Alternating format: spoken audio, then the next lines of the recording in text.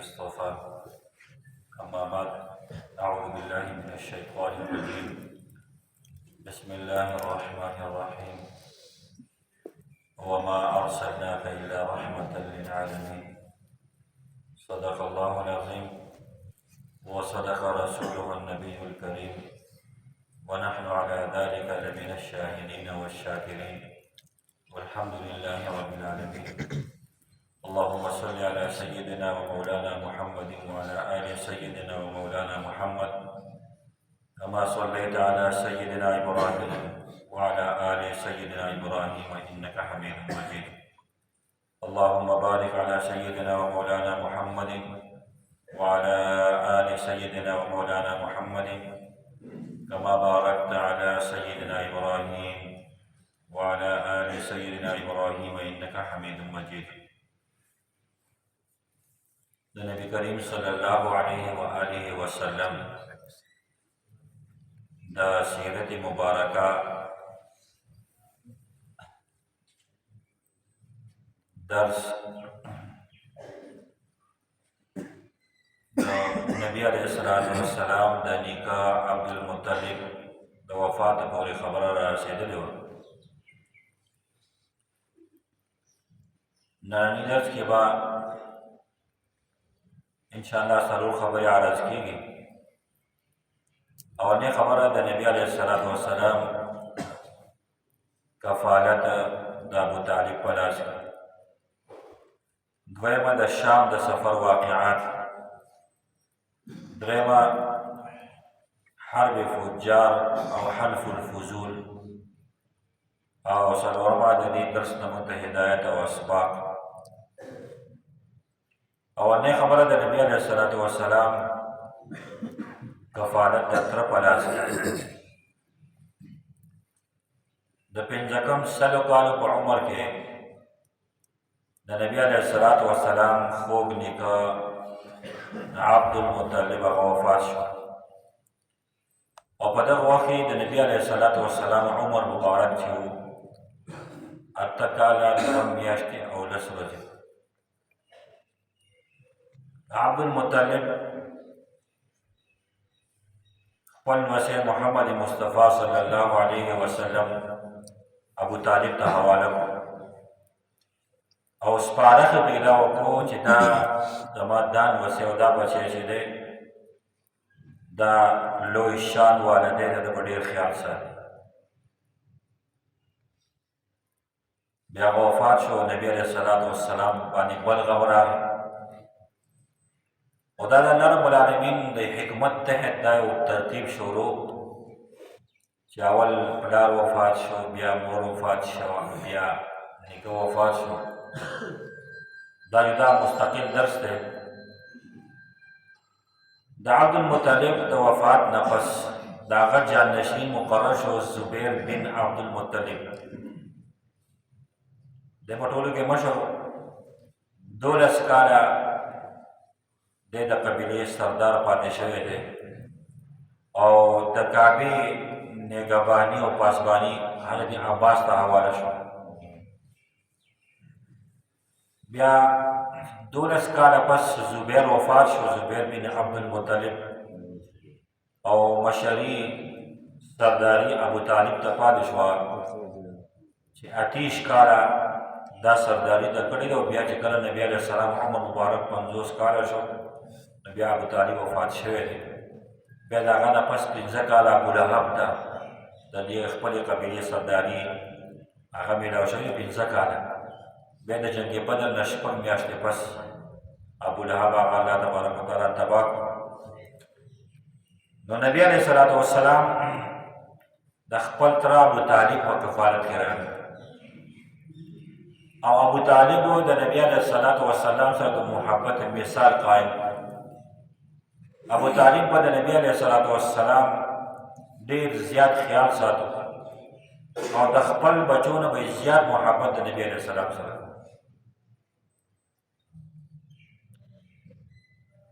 तरदे बोले चिकर ब दस्तखान तक के नास्तल और नबी अलैहिस्सलातु वस्सलाम वाला नौर आ गए द चा मजाल नौ ची मोड़े लास्ता कड़े او دا به ویل سبا کې زما بچی راشي چې کله به نبي کریم صلی الله علیه وسلم راغی او خپل خوا ته به یې کېنو نو اول به یې د هغه نه شروع وکړه او اهل سیر فرمایي د دې یوه وجه وه ابو طالب بال بچ سیوا وکړی سیوا وه ذمهوارۍ سیوا وې او مالی حالت یې کمزوری و نو چې د کم خوراک ابتدا به نبي کریم صلی الله علیه وسلم وکړه د ټولو به پوره شو او پاتې به شو او چې د کم باندې ابتدا نبي علیه السلام به نه وکړې هغه به نه پوره کېږي پی به راغلل پی به ورکول نو اول به د هغې نه نبي علیه الصلاة وسلام وڅښل بیا به د هغې نه پس نور بچو له به ورکول او الله پاک به هغې کې دومره برکت غورځولی و چې ټول به خواص کله په دغه لوښي کې هغه پی به باقي پاتې شو د پیغمبر ذات دا برکتي وي قرآن کریم آیاتونه په دې باندې دلالت کوي چې کوم سړی د نبي کریم صلی الله علیه وسلم په سنت طریقو باندې زندگی تېروي او په کوم کور کې د نبي علیه الصلاة وسلام سنت مبارکۍ نو د هغه کور د برکاتو به څه یو موقع مکه مکرمه کې بیا قات راغی خلک په تکلیف کو چا به وایي لات ته سوال وکړئ چا به وایي منات ته سوال وکړئ چا به وایي پلانکي بوت پسې لاړ شئ او دا خو حالت خراب دي چې باران وشي دا قات سالي ختمه شي یو مشر سړی راښکاره شو د خدای بندګانو عجیبه خلک یې په تاسو کې د حضرت ابراهیم او د حضرت اسماعیل نښه موجوده ده او تاسو په لات او په منات او په عزا پسې ګرځئ نو خلکو تا مقصد څه دی ستا ابو طالب ته اشاره دی او ماغه ته اشاره دی بس دا ټول راغله خلک په ابو طالب پسې پسې او ولې ورته وټکو ابو طالب لمبه څنګه راووت یو ښایسته شکل والا انسان بیسیجن دی موږ په تا پسې راغلي وو تا ته پته چې قات سالي ده او دعا کول غواړي چې الله پاک رحم وکړي او باران وشي وي صحیح زه راوځم نبي علیه السلام ځان سره خپل وراره نبي علیه السلام له ګوته ورکړل روان کړی خانه کعبې ته یې راوستو او نبي علیه السلام یې د خانه کعبې ته مخامخ کېنو شا د نبي علیه السلام خانه کعبې ته او د خلکو ته یې مخ او ابو طالب سوال وکړو او اسمان ته اشاره وکړه یا الله ته خپل رحم وکړي باران راباندې راوولې الله تبارک وتعالی باران راووړو ډېر زیات باران وشو او خلکو هغه قات سالي ختمه شوه په دغه موقع باندې ابو طالب یو شعر ویلی دی او هغه اهل سیرو نقل کړی دی وابيض يستسقى الغمام بوجهه سمال اليتامى عصمة للارامل هغه ښایسته مخ د هغه د وجې نه باران طلب کېږي د یتیمانانو دادرسي کېږي او د کونډو حفاظت کېږي بیا یو پیدا نبي علیه الصلاة وسلام د خپل تر ابو طالب سره یو میلې ته تللی ذیل مجاز دا د عرفات نه 8 کیلومتر بهر یو علاقه ده هلته یو میله لګېده ابو طالب روان دی او نبي علیه السلام ورسره دی او نبي صلی الله علیه عمر دی نو ابو طالب د تنده محسوس شوه نو هسې اوبه نه وي خو نبي صلی الله علیه وسلم تږی یم خلک هسې تږی یم نبي علیه الصلاة وسلام خپله خپل مبارکه یو کمر له راواچوله او د هغې نه الله تبارک وتعالی اوبه جاري کړې خپل تره ته وایي چې اوبه خوندي شته ابو طالب صاحب د هغې نه اوبه وڅښلې وایي دا اوبه کوم ځای وې وایي دا خو ما چې دا پونډه راواچوله اوبه پکې سټارټ شو زه بیا له پونډه راواچوم چې بندې شي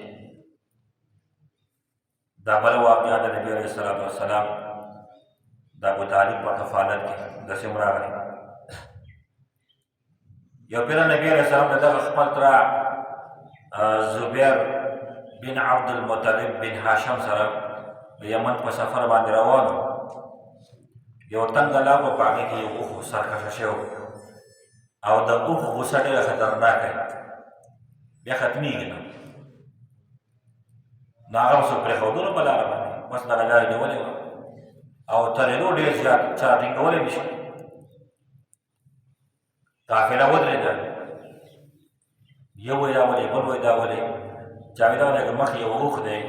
ډېر سرکشه شوی دی او لار تنګه ده او هغه څوک پرېږدي نه. نبي علیه السلام د خپل اوښې نه کوز شو او لار هغه اوښ ته وخت او هغه اوښ کېناستو چې نبي اسلام ولې کېناست. نبي اسلام په هغې باندې اوښ روان شو چې کله یې د هغه تنګې لارې نه اوښ بار ته وویستو بیا قافلې ورته ویل راځئ د اوښ نه کوز شو. په دغه سفر کې واپسې را روان و، یو ځای کې تنګه دره وه او په هغې کې یو لښتې غونته کې ورته موږ ووایو نهر غوندې و، اوبه پکې ډېرې زیاتې وې، څوک پکې اوښتی نه شو، خټې ډېرې زیاتې جوړې شوې وې. نبي علیه السلام خپلې قافلې ورته ویل لږ صبر وکړئ زه ځم تاسو به ورسې راځئ. نبي علیه السلام مخکې روان دی چې په کوم ځای کې د نبي علیه السلام قدم مبارک لګي ځمکې خپل اوبه راکاږي. څومره چې نبي علیه السلام قدمونه مبارکه واخیستل هغه ځای کې ټولې اوبه وچې شوې، قافله ښه په ارام سره الله تبارک وتعالی راوویسته. یو پیره په بنو لهب کې یو کس و، هغه ډېر زیات قیافه شناس و. نو چې کله به هغه خانه کعبې ته راغی نو خلکو به خپل بچي راوستل چې دې زما دې بچي باره کې ستا څه خیال دی، په دې کې څه نښې دي. موږ لکه دا پالو ګوره چې وایو که نه، دا ګوتې ګوره او دا نښې وګوره. یو پیره ابوطالب نبي علیه السلام ځان سره روان کړی دی، دغه قیافه شناس ته کېناستل، ډېر ماشومان ناست دي. نو هغه چې داسې نبي علیه السلام ته وکتل وایي ته صبر وکړه دا نور رخصت کړل، خو ده ته به یې بار بار کتل. نو ابوطالب روان شو، نبي علیه السلام یې له ځان سره روان کړو. نو هغه سړي اواز وکړو دا ماشوم راوله، دا خو څه عجیبه شان والا دی، دا چېرته بوتل؟ خو ابوطالب په روانه کې جواب ورنه کړو، خیال یې دا و چې که دې څه خبره وکړي دا خلک واوري زما دې وراره ته څه نقصان ورسېږي. نبي علیه السلام د خپل تره په کفالت کې د 50 کاله په عمر پورې و. چې کله د نبي علیه السلام عمر 50 کاله شو بیا ابوطالب وفات شوی دی. ابوطالب د نبي علیه السلام هر قسم ملاتړ کړی دی، په هره موقع باندې کړی دی، خو صرف ایمان ورته مثلا الله پاک نه دی نصیب کړی. د نبي علیه السلام زیات خواهش دا و زما دې تره زما سره ډېرې سختې تېرې کړي او د مکې د مشرکانو د کفارو د هغو مخې ته به دی ولاړ. خواهش د نبي علیه السلام دا چې د ایمان راوړي. او الله پاک فرمایي انک لا تهدي من احببت ولکن الله یهدي من یشاء. دا الله خوښه دا زموږ اولنۍ خبره وه. دویمه خبره نبي علیه السلام د خپل تره سره په سفر باندې تللی. ابوطالب یو ځای د سفر د شام په سفر باندې د تجارت دپاره روان و. د نبي علیه السلام عمر دومره نه و، 9-10 کاله عمر و. نو ابوطالب دا نه غوښته چې د سفر د تکلیفونه پیاده سفر وي او شپې میاشتې به لګېدې. نو نبي علیه السلام یې ځان سره بوستل نه غوښته. یو روایت دا دی چې کله ابوطالب لور نبي علیه السلام د هغه لمن راونیوه واخذ ثوبه، کلکې راونیو، لمن یې وله ونیو، څادر یې وله ونیو، جامې وله ونیوې. وایي ته ما چا له پرېږدې؟ نه خو زما مور شته او نه مې پلار شته او نه مې نیکه شته، زه به دلته څه کوم؟ ابوطالب په دې خبره باندې بس بیا رضا شو چې واقعي دې چا ته پرېږدم. بل روایت دا دی چې کله ابوطالب اوښې ته وختو تلو، نبي علیه السلام دې وکتل نو نبي علیه السلام ډېر غمجن خفه وپسې. نو ابوطالب پوه شو چې دی په ما پسې خفه دی. نو نبي علیه السلام یې ځان سره بوخه باندې کېنو، په لاره باندې ور روان دي. د نسواراو یوه ګرجه وه، په هلته کې یو راهب ناست و. د هغه راهب سره ملاقات شو. دغه راهب بیا ابوطالب ته چې دا لږ ستا څه دی، دا وړوکی ستا څه دی؟ هغه یې دا زما بچی دی. دا خو ستا بچی نه شي کېدی، دا کېدی نه چې ستا بچی. هغه ولې زموږ په کتابونو کې د ده علامات چې کوم د آخري پیغمبر لیکلی شوي دا په دې کې موجود او په هغې کې یوه دا خبره ده چې دی به یتیم. نو ته دا خبره ولې کوې دا زما زوی دا ستا زوی نه دی هغه زما وراره دی بیا همداسې ووایه خو یې داسې وایه چې دا یتیم دی او یې مور یې وایي مور خو مې وفات شوې نو یې داسې وایه ده کې هغه علامات موجود دي کوم زموږ کتابونو کې د آخري پیغمبر دي دوی دا نبي څه ته وایي دا نبي دی دا نبي څه ته وایي ابوطالب ته تپوس کوي دا هغه راهب ورته وایي چې دا نبي دې ته وایي چې هغه د الله پاک د طرفه آسماني خبرونه راځي هغه د خلکو راهنمایي کوي خلکو ته هغه خبرونه اورئ خو دی به د یهودو نه ساتي بس ابوطالب دا خبره واورېده خو چونکې د هغو لپاره دا خبره ځکه ناشنا نه وه چې هغو ته د نبي علیه السلام حالت معلوم چې د نبي علیه السلام شان څه عجیبه غونډه کې دی نو دا خبرې هغو لکه داسې د حیرانتیا نه محسوس کولې لږ مخکې چې لاړل بل یو راهب خانقاه وه ګرځه و بارې کې ناست و ستر شاګردان ورسره وو د دې قافلیان ته کې پړاو وګرځو کېناست نو هغه راغلی و د نبي سلام ته دې ښه خبره کتل وی دا لږ څوک دی د ده مشر څوک دی د ابوطالب زه یم وی دا ستا څه دی وی دا زما زوی دی هغې دا ستا زوی نه شي کېدی دا ستا زوی نه دی دا به ستا ورانی د ده پلار مړ دی هغه د ده پلار مړ دی وی مور یې مړ دی وی دا ګورئ د آخري زمانې پیغمبر موږ ته ښکارېږي زموږ په کتابونو کې چې کوم علامات دي په ده کې موجود دي د ده ګوره حفاظت کوه د ده ګوره ډېر حفاظت کوه ابوطالب خبره واورېده حفاظت خو هغسې هم کوو بیا د اهل سیرو غټه واقعه نقل کړې ده چې کله دا قافله دا اولنی سفر دی د نبي علیه السلام شام ته د نبي علیه السلام دوه سفرونه شوي یو سفر هغه دی او بل وروستو بل سفر دی دا د ابوطالب سره د هغه یوازې هغه د مشره سره و د حضرت خدیجة الکبرا رضی الله تعالی عنها مالې وړه دوی بصرې ته ورسېدل په لاره کې یو ګرجه به راتله او په هغه کې یو غټ راهب د حضرت عیسی علیه السلام نه پس دغه خاندان کې دا د علومو د عیسی علیه السلام وارث خاندان او په دو کې مسلسل لکه دغه نسل د دو چلېدلی خلکو به دو ته ډېر په دروند نظر باندې کتل ده په زندګۍ کې چېرته کې خپل ګرجې نه بهر باندې راوتی د قریشو قافلې او بیت الله باندې تلې دی چا بهر نه دی لیدلی د ده خپل نوم جرجیس دی او مشهور دی په بحیرا سره موږ به د کتابونو کې د سکول به د کتابونو کې به شاید چې اوس یا باندې مخکې خو موږ بحیرا به وي دا بحیرا ټکی غلط دی دا بحیرا دی بحیرا باندې مشهور چې کله د قافله کې پړاو وغورځو دی راووته دا قافلې والا هم حیران شو او دا نور خلک هم حیران چې دا خو چې دی بهر ته راوتی نه دی دی څنګه بهر ته راوځي دا ولې راووته دا هغو لپاره یوه ناشنا خبره وه چې دی به د خپله زندګۍ کې د خپلې ګرجې نه بهر ته صومعې نه بهر ته نه دی راوتی د خپل عبادتخانې نه او دی راووت خو څه چل دی دې قافلې والا سره میلاو شو او بار بار به دې نبي اسلام ته کتل خپلو شاګردانو ته وویل چې د دې قافلې لپاره د طعام انتظام وکړئ او ښه انتظام وکړئ او د قریشو دې قافلې ته ویل تاسو نن زما مېلمانه یې خو ټول به زما دعوت نه راځئ څوک به پاتې کوئ نه چې کله روټۍ ټیم ټول لاړ دا بحیرا راهب دې ګوډ راکولی وایي څوک راتواله خو څوک چې پکې شته که نشته هغوی نه موږ ټول راغلي وایي دا اتر کې څوک نشته د چا لپاره چې ما دا دعوت کړ هغه نشته چونکې د نبي اسلام عمر کم نو چا دونه خیال نه کړو نبي اسلام خپل قافلې سره هلته ناست و یو روایت دی چې بخاري په اوس کې سره ولې نو چا ورته وویل چې زموږ سره یو ماشوم دی محمد د هغه نوم دی هغه پادري دی هغه راولئ دا پروګرام باندې هغه لپاره کړه چې کله نبي علیه السلام راوستو نو روټۍ موټۍ دې وخوړه خلکو خپل ځان تیاری بیاری کو دې بحیرا راهب نبي علیه السلام سره ډېر دلچسپي وه سره ډېر تپوسونه دې کول په تپوسونو ورته ووایي زه ستا نه د لات او د عزا په نوم باندې تپوس کوم ما له به جواب راکړې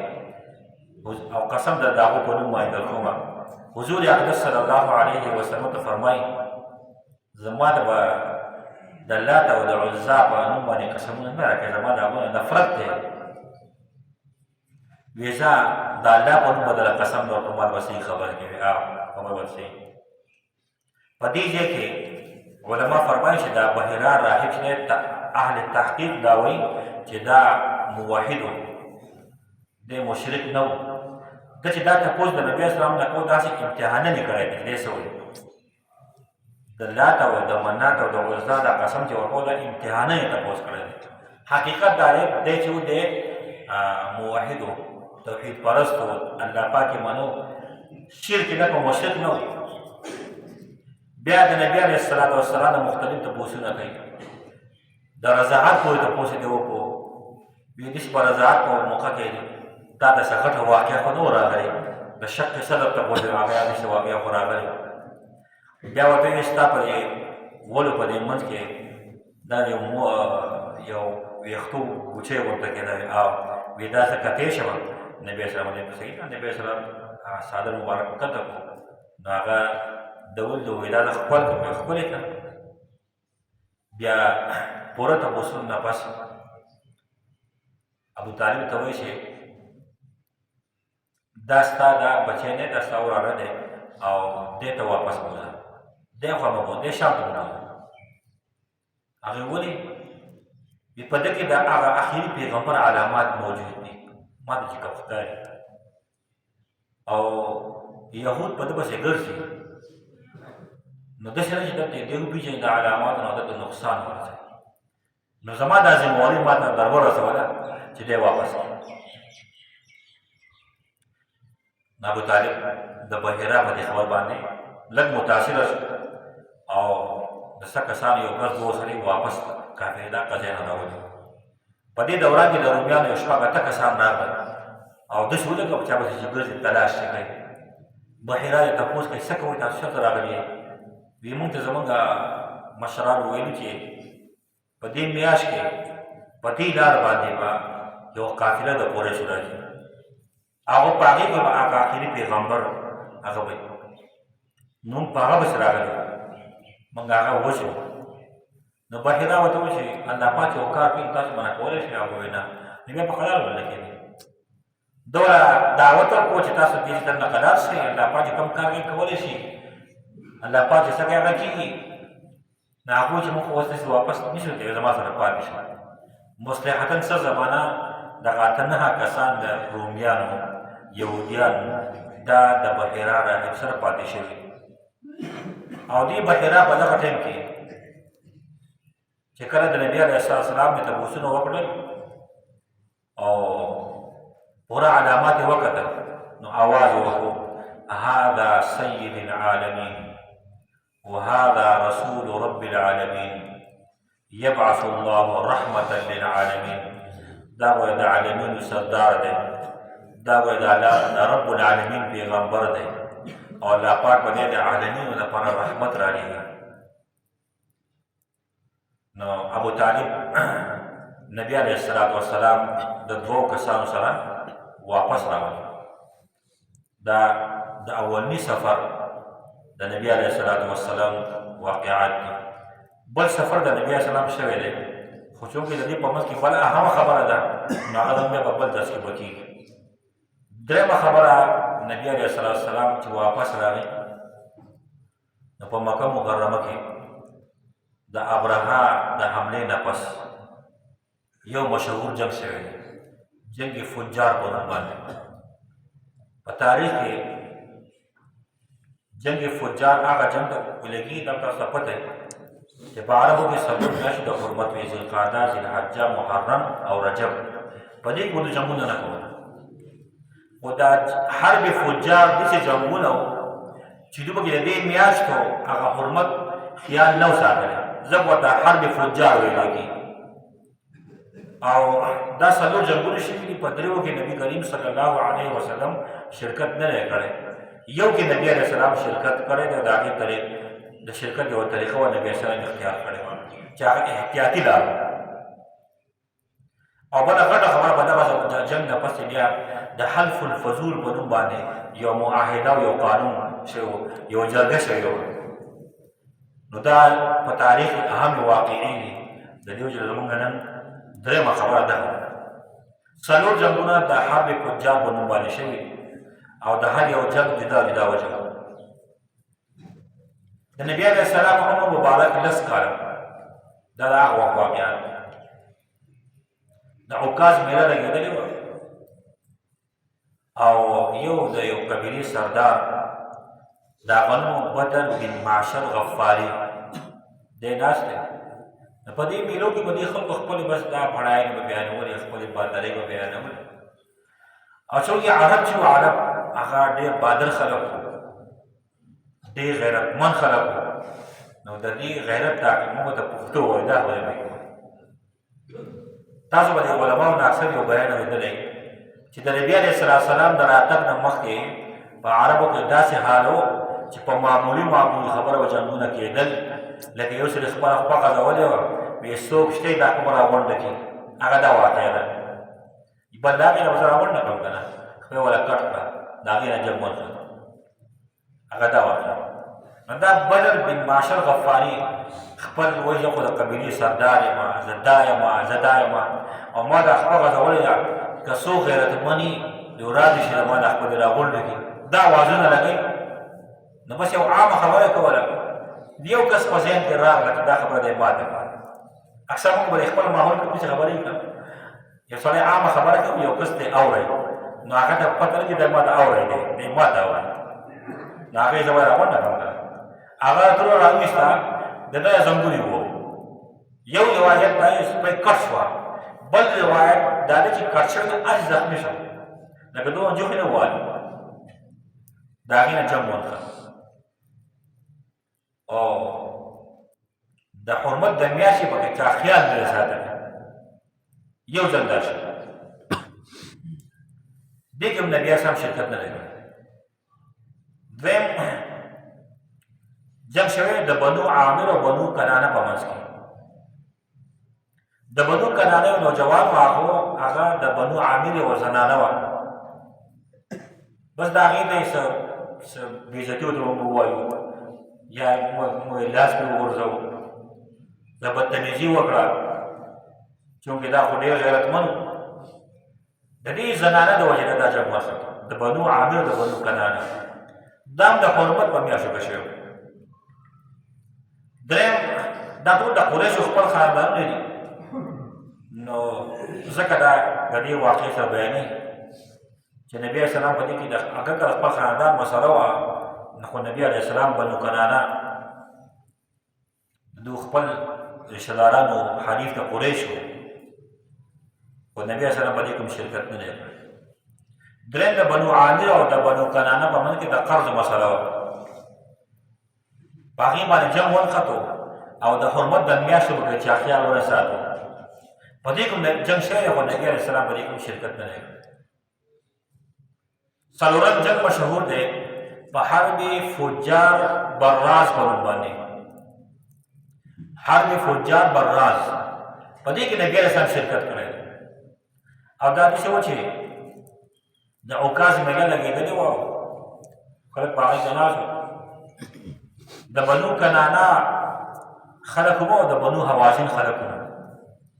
په دې میله کې ناست وو براز هم سره د بنو کنانه سره تعلق د قبیلې حوازن یو کس عروه د هغه نه هغې مړ دا حوازن قبیله هم په دې اوقات په دې میله کې وه نو بنو کنانه چا خبر وکړو چې ستاسو براز لګېدلی دی او هغه عروه قتل کړی دی نو دې بنو کنانه په دې خبره باندې زیږ بیږ شو حوازن خلکو قبیلې والا وکتل چې زموږ سړی قتل شوی دی خو کېدای شي دا بنو کنانه موږ لږ دي او دوی ډېر دي موږ باندې حمله ونه کړي نو سیده واپس ټول وتښتېدو مکې ته واپس لاړو چې بنو کنانه دی واپس راغلل د هغې نه جنګ ونښت نو قریشو هغه د بنو کنانه حلیف و د ورسره معاهده وه نو د قریشو د هغو سره ملګرتیا وه معاهده وه د دغه جنګ مشري چې دا د ابو سفیان پلار حرب بن امیه کو چې دا د امیر معاویه رضی الله عنه نیکه او د غشو ویشتو ذمواري چې وه دا زبیر ته حواله شوې وه د نبي علیه السلام تره ته. نو نبي علیه السلام په دې جنګ کې شرکت صرف دغه کړی دی چې د دشمن د طرفه د بنو کنانه د طرف نه د حوازن د طرف نه چې بس غشي راتلل نو نبي علیه السلام به هغه غشي راغونډول او خپل تره یې ورکول. بس دا به شرکت نبي علیه السلام دا شپږ ورځې دا جنګ چلېدلی خو بیا په آخره کې څه کسان رامنډه شو او خبره ختمه او روب وشو. په دې یو جنګ کې نبي علیه السلام شرکت په دغه طریقه ورکړي. بیا په دغه زمانه کې د حلف الفضول په نوم باندې یوه معاهده شوې چې په هغې کې د مکې زیاتو مشرانو کوم چې امن پسند خلک شریفان خلک هغوی یو معاهده وکړه چې د نن نه پس په مکه کې چې دی چونکې د قبایل نظام هغه په داسې طریقه باندې بس څوک زورول بس د هغه قانون چلېږي د چا ملګرتیا ډېرې د چا خلک سپورټ زیات کوي نو په دې کې به ظلم کېدو. د دغه ظلم د خاتمې لپاره دا یوه جرګه مقرر کړه او د هغې بنیاد دا خبره راښوې وه چې یوه پیره د یمن یو کس راغلی سوداګرو زبیب د هغه نوم سامان یې د یمن نه راوړو په مکه مکرمه کې هغه سامان په عاص بن وائل باندې خرڅ کړو. عاص بن وائل سامان قبضه کو لیکن قیمت یې هغه نه ورکړو هغه ولګېد د دې عاص بن وائل قبیلې وې عبدالدار مخزوم جمع سهم عدي ټولو پسې لاړ چې د دې عاص زمانه سامان اخیستی پیسې نه راکوي خو چونکې دغه زبیب چې دی خو ناشنا و د بهر نه راغلی سړی و د بهر علاقې و نو چا د هغه په خبر باندې غوږ نه کړو یو ته مینت کوي بل ته مینت کوي چې دې سیمې زما پیسې دي او ما زما پیسې نه راکوي ونه شوه زبیب یو روایت دا دی چې جبل ابي قبیس ته وختو او دویم روایت دا دی چې خانه کعبې ته راغی هلته اواز و اشعار یې وي هغه په هغه اشعارو کې یو لفظ یې وي ای د فهر اولواده فهر د ټول قریش ته ولیکل کوم چې په دې مکه کې پاتې ټول ټول دغه الواد موږ وایو د تر نکاح نوم یې ورته واغه د تاجي الواده وي ای د فهر الواده زه یو مظلوم یم او زما د ټولې زندګۍ سرمایه په مکه کې پرته ده او زما څوک دادرسي نه کوي دا اشعار یې وي د نبي علیه السلام تر زبیر بن عبدالمطلب هغه دا خبرې واورېدې هغه په دې خبرې او ډېر زیات پریشانه شو ډېر راولي چې څنګه څه مسله ده وایي چې زما دلته پیسې دي چې عاص بن وائل سره وه هغه ما نه راکړې ما خو ډېر منت وکړو نو د نبي علیه السلام تره ولګي زبیر بن عبدالمطلب د مکې کم بااثره خلک دا یو کس دی عبدالله بن جدعان یو ډېر سخي سړی و ډېر مالدار او ډېر سخي و ډېر شریف انسان و نبي علیه السلام به وروسته به د تذکره کوله د نبوت نه وروستو مدینه منوره کې نبي اسلام د تذکره کوله دا ډېر ښه سړی و تر دې پورې یو صحابي وی رسول الله تاسو د عبدالله بن جدعان ډېر صفت کوئ دی ګوره جنت ته ځي کو دی به الله پاک معاف کړي حضور اقدس صلی الله علیه وسلم وفرمایل چې نه ځکه دا نه وی رب اغفر لي خطیئتي یوم الدین دا نه وی ایمان نه راوړي که نور ټول سبب کې موجود زبیر بن عبدالمطلب صاحب ورغی د مکې بااثره خلک د عبدالله بن جدعان کور ته راوړ کړل چې په هغې کې بني هاشم بني مطلب او بني اسد بن عبدالعزا بني زهره بن کلاب بني تمیم دا ټول غټ غټ خلک به کېنول یو لویه جرګه جوړه شوه او په هغې کې ده دا خبره وکړه چې ولې موږ ظلم کوو د مظلوم موږ حمایت ولې نه کوو زیاتې ولې کوو دلته دا خو د الله کور دی دا خو حرم دی نو خلک په دې باندې اماده کړو چې موږ به یې اوله وکړو یو بل سره چې موږ به د مظلوم حمایت کوو اگر که د مکې یا د بهرې د ظالم ملګرتیا به نه کوو ظالم به یوازې پاتې کوو او حقدار ته به د هغه حق ورکوو نبی علیہ السلام په دغه حلق الفضول کې موجود د دې وجه نبی کریم صلی الله علیه وسلم فرمایل د مدینه منوره کې کنن هم ما تسوق نن هم ما رسول د حلق الفضول په شان د معادي دعوت راکې زه تیار یم او کله کله به فرمایل کچته کې ما دې سره وایي چې د هغه حلق الفضول په شان د معادي د صبرداري اختیار کا سر یا زر سرو خان بدل کوم دې نه مجو دا معاهده وشوه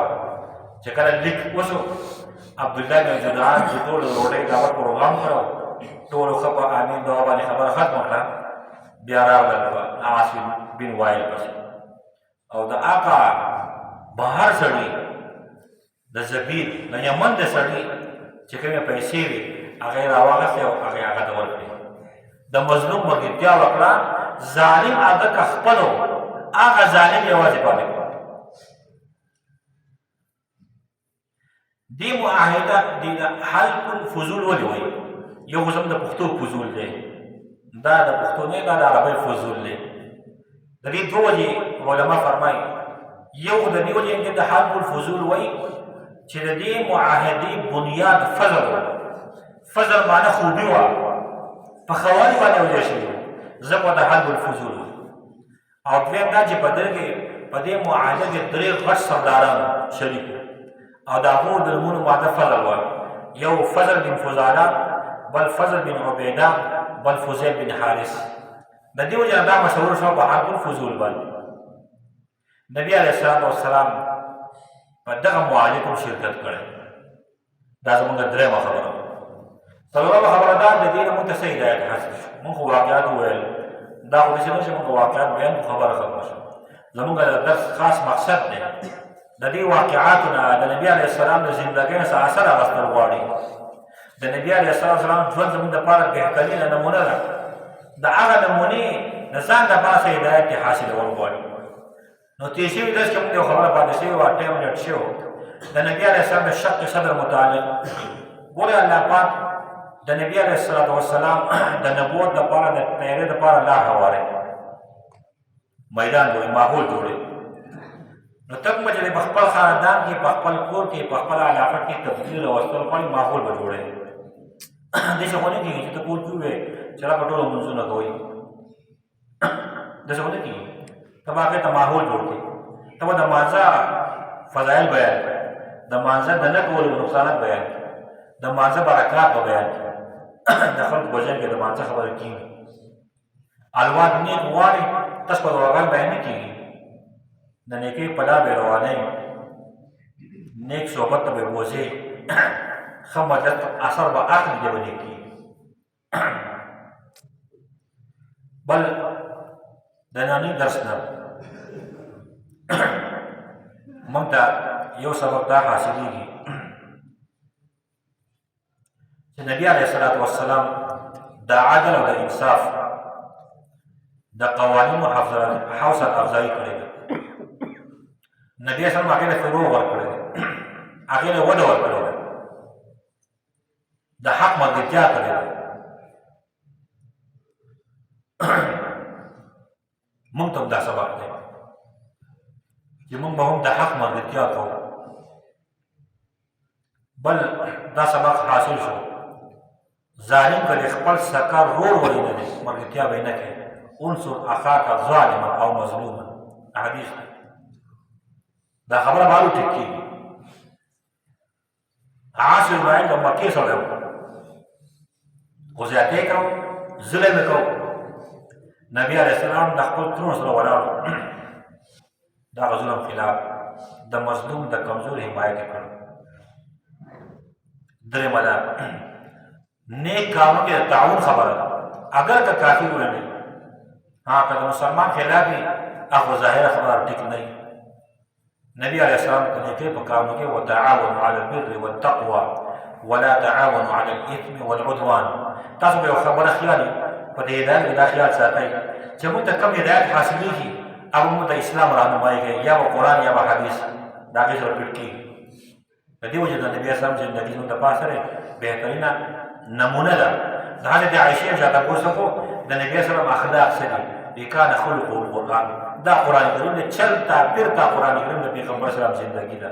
न अमल पाके बनी मुमकिन दे अल्लाह रब्बुल आलमीन ने अमल को तौफीक राखी और हुजूर अकरम सल्लल्लाहु अलैहि वसल्लम इत्तिबा नबी करीम सल्लल्लाहु अलैहि वसल्लम मोहब्बत उन पर के पैदा की और अल्लाह रब्बुल आलमीन ने ज़मीन का क़यामत पर रोज़ बांधे नखबल महबूब मोहम्मद मुस्तफ़ा सल्लल्लाहु अलैहि वसल्लम शफाअत नसीब सुब्हानकल्लाहुम्मा व बिहम्दिका नशहदु अन ला इलाहा इल्ला अंता नस्तगफिरुका व नतूबु इलैक रब्बना तक़ब्बल मिन्ना इन्नका अंतस समीउल अलीम व तुब अलैना इन्नका अंतत तव्वाबुर रहीम व सल्लल्लाहु तआला अला खैरि खल्क़िही मुहम्मदिन व आलिहि व अस्हाबिहि अजमाईन जज़ाकल्लाह मादा मौसम कभी किसी जो खतरनाक को लगता है बिजली